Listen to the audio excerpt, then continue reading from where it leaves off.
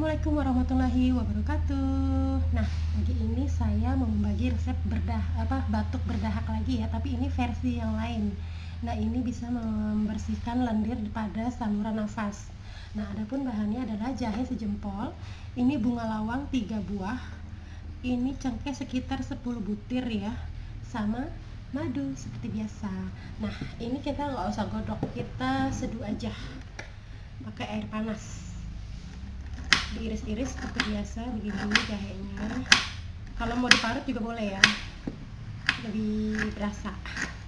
Terus nanti disaring. Oke, kayak gini ya, udah banget. Masukin semuanya. Ini semua sudah dicuci bersih ya. Seduh pakai air panas sekitar 250 ml.